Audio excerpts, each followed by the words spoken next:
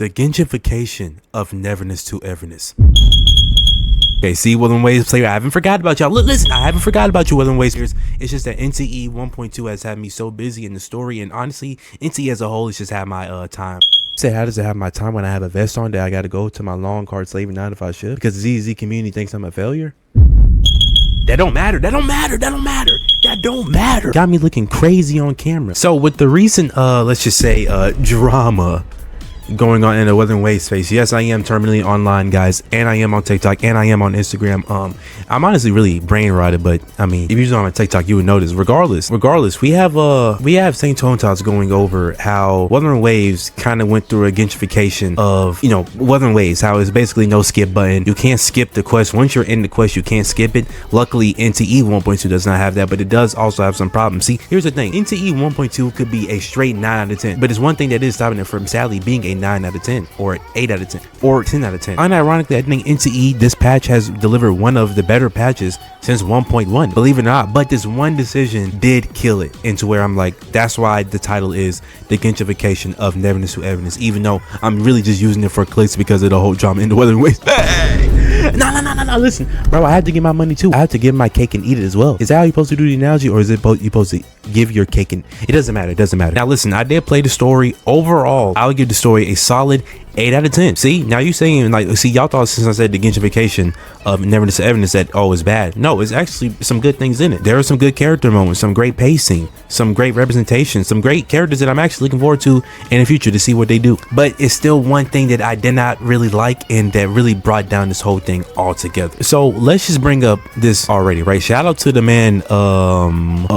So listen, I failed English, I failed math. I'm a failure to the, I mean, I might be a failure to the family bloodline because I'm summoning on characters that have triple B's on their chest in the gacha game. But I think this name is Sagiri. Shout out to the man Sagiri for the footage, right? So the characters we have in this patch, right? We got Iori and we have Mint. Buddy, does that look like Mint? This just goes to show you guys how, like, this guy has one waifu and then moves on to the next. Both great characters out of this patch. Unironically, I like both of these characters. Both of these characters had great moments, great development. I'm still a little bit mysterious on what's going on with Iori, but the story did kind of explain that or tease it a little bit or maybe joked about it a little bit. I'm more surprised on what they did with Shinku. I was not expecting the way that they went with the story with Shinku. Like, apparently she has some, like, self-esteem problems there, I say. So when you land on to the game, right, the D&D game mode, Mint is trying to, you know, because Mint is trying to cheer everybody up because this story was supposed to come after the Scarlet Letters incident, which we're gonna get into that. So that's why they're in this D&D game mode, which let's just talk about the amount of possibilities this has in the future. Like, NTE can go whatever way they want to go with this. They have a D&D game mode in the game. They can have a cyberpunk game mode in the game. They can have a flipping island fishing pirate mode, and like, it's so many stuff that anomalies can bring that people are not understanding and that I'm already seeing the vision for. Regardless, right, without getting into too much of the lore territory, right, Shinku is basically a commoner. If you played D&D games, you know you got you got all of them. I played BG3, and I think if I wasn't mistaken, what was I think I was a knife or an elf or whatever. Shinku is a commoner, if I'm not mistaken. She was a commoner, so her powers she wasn't really showing that much powers, which low-key, if you watch my D&D playthrough, I was like, why is Shinku so weak? It was the reason why in the story. The reason why she's kind of weak is because Shinku has an anomaly power where basically she has a, like, on quote unquote, like a different side of her life, right? Like almost like a transformation, which I believe is other characters in the world that does have it, but that's basically what it is, right? And she's scared to let that out because every time she does, she kind of loses control, which low-key, I mean, can you lose control on me? All right. I'm sorry, I know this is supposed to be serious. It's supposed to be serious, okay? Basically, and this is what I'm saying, good character moment. They had this whole sequence right here, right, where Shinku was asking, where's everybody at? You know, she's letting everyone down because, again, Shinku in the story, like, when you play, she's garbage. I'm sorry, she levels up slow.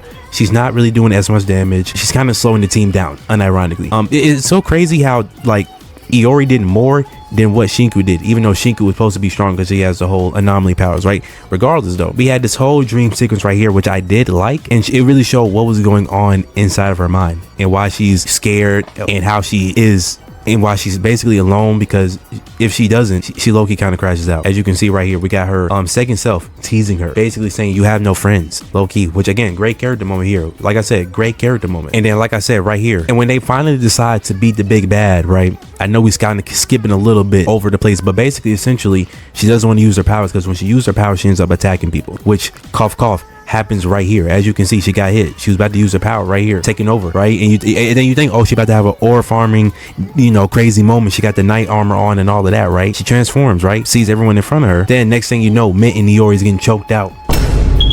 Insanity, which is why I think this was a good character. It shows that she does low-key start to crash out when she goes into this form. And then we had this beautiful sequence right here. This beautiful, I don't know what happened or who this was. This is incredible. Like, I don't know what this is right here. This, like, best animated cutscene in the game, hands down. Like, it's not really that many like animated cutscenes like that, but like this right here, this was peak cinema. Like, I don't know who animated this. I don't know who was the storyboard. Whoever this is, Hada Studios, keep them on, or keep outsourcing this too, because this right here, peak.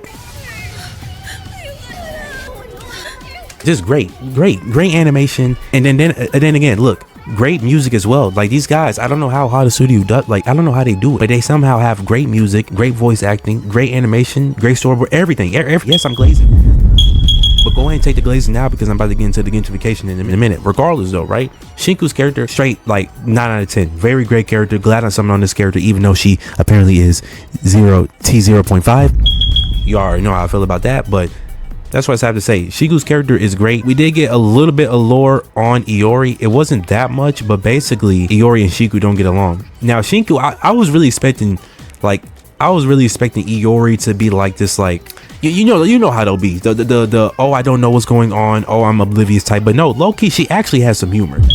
Unironically, she has some humor, and she's actually aware, and she actually low-key be talking back to people. I'm not gonna lie to you. Like look, just this clip right here shows like how she low-key has some sass to her. Cast silence. Cats are cuter when they're quiet. See, this is what I'm talking about right here. See, this is when I was like, okay, this character is a little bit different. She, like, I think that's what they meant by she has a little bit of a darker side. In 1.1, they was like kind of teasing that, but she don't take none from nobody, and she low-key likes to argue with Shinku and Mint a lot. Now listen, the guy in the video didn't show it, but you could talk to each of them, in which low-key it shows more about their characters.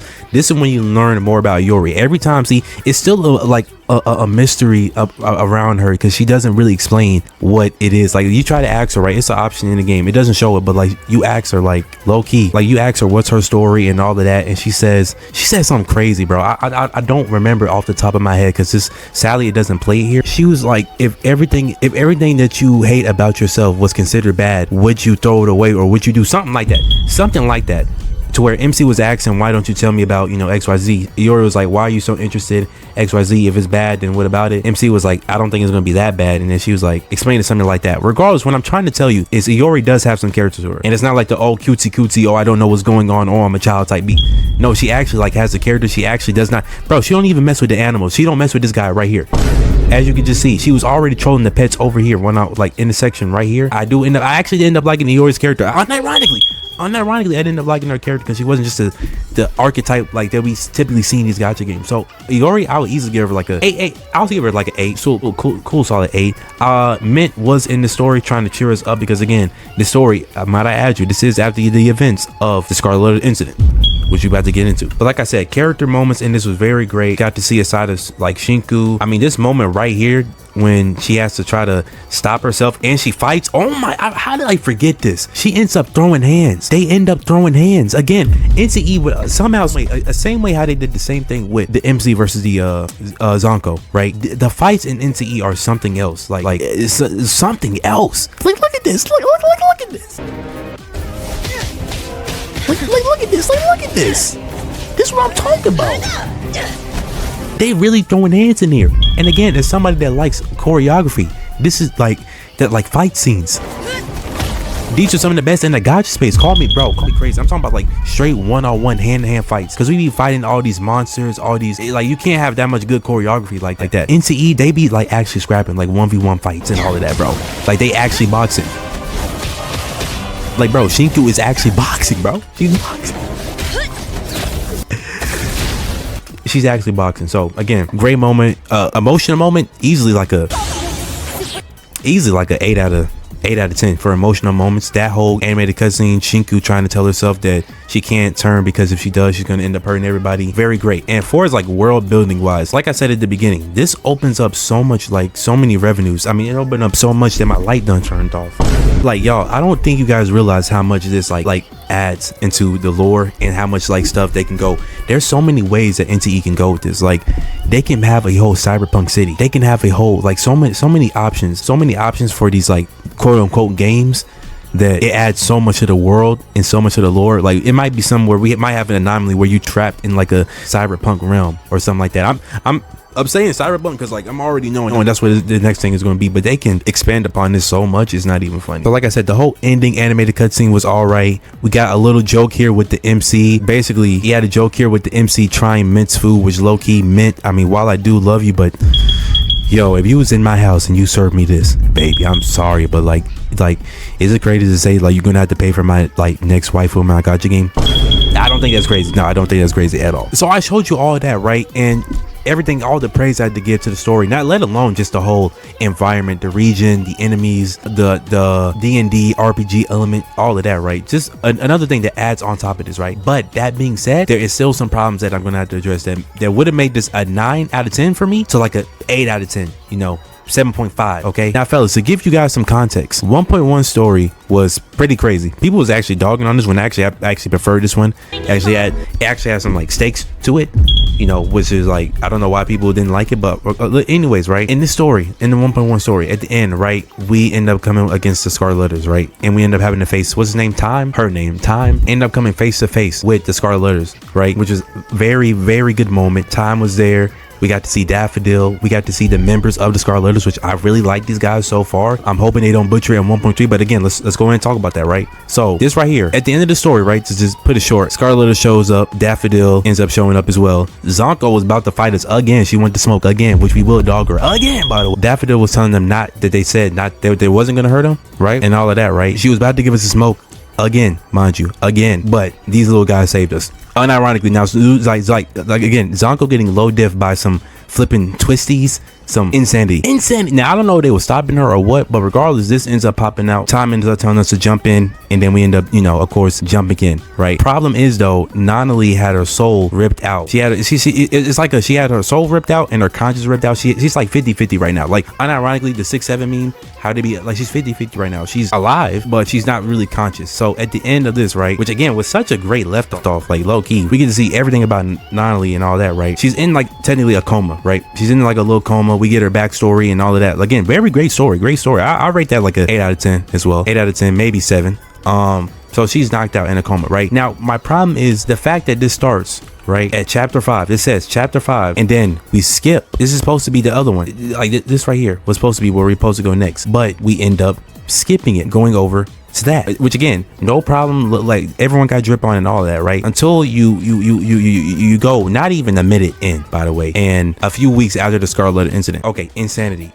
What do you mean this is after the Scarlet Letter incident? Like, are you basically like spoiling what's gonna happen? Like, again, this is gacha game, and this is a game where you summon for women with things on their chest that I'm not going to name, but at least make suspenseful. Like, dang, like let me think about it. Like, right, and then right, not even a minute in, fellas, Mint's over here texting us, you know, saying all of this, right? One thing she says that I was like, when I first saw the story, I was like, whoa, wait, what? If Nanali is feeling good enough, how about you come to my place for a party? So immediately we already spoiling what's happening in the later, or was supposed to be the quote unquote story of this patch, but they end up having to push it back for some whatever reason. I don't like that. No.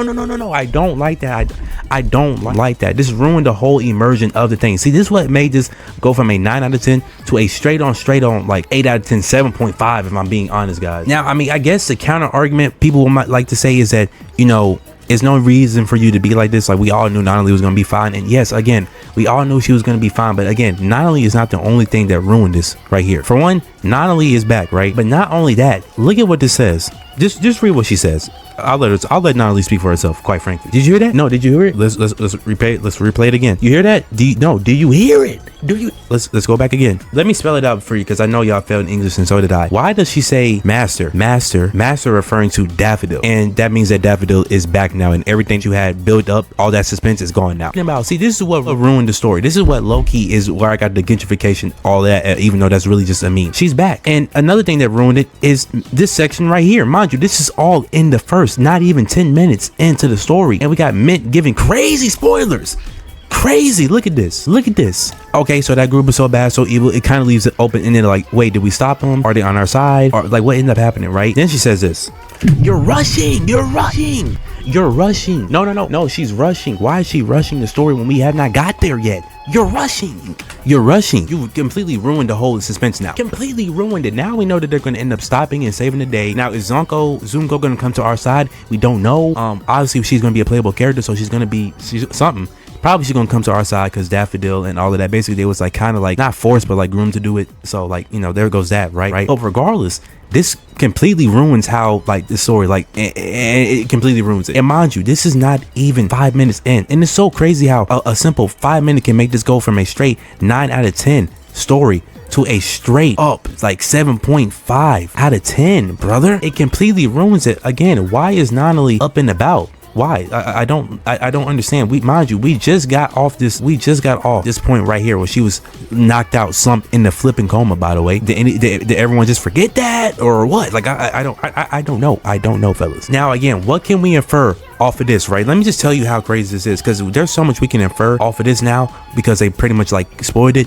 So we know Nonali's gonna be okay. That's number one, right? I mean, let me pull out the notepad actually. We know that Nonali is gonna be okay, so we already know that immediately lowers like some of the stakes you already kind of had, right? Bro, can I not zoom this in? Zoom in, brother. What am I even looking at? This is what happens when I can't use my notepad out because it doesn't work. I'm just trying to take notes, bro. All right, screw it, let's just zoom in. Nonali's gonna be okay, right? Daffodil, oh, I'm about to really show my English lessons here. Dill is coming back, okay? Scarlet Letters get defeated. What else do we know? What else do we know? Oh, pretty much the city is okay. They left an open ending. So automatically, right, huge story points we already know what's going to happen. It ruins 1.3 the experience for me because I was following the story.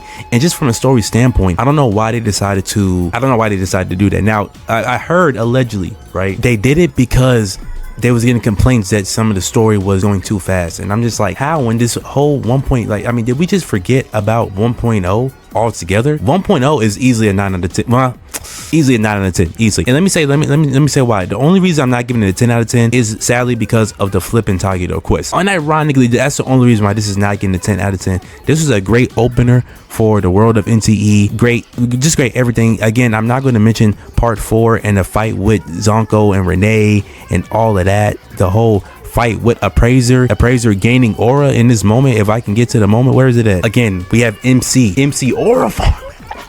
This is enough to make a grown man cry, by the way. Mind you, I'm in credit card debt, student loan debt, and I'm getting evicted from my, well, I actually did get evicted from my 2-floor mansion. Regardless, right? This whole segment right here was what made me like, okay, yeah, this is definitely, NTE is definitely a mainstayer. This whole fight, again, for some reason, the 1v1 fights in NTE just be hidden. I don't know why. And the music be hidden as well. This is a easily 9 out of 10. Will be a 10 out of 10 if the Tagito quest didn't happen, right? Again, so are we, I don't know why, if that is the case, I don't know why they're thinking that they need to slow down the story. Now, I did think like technically, if this was the case, 1.2 for the conclusion of the Scarlet Letters, I did think that was a little bit too early. I feel like they could have been built up a little bit longer.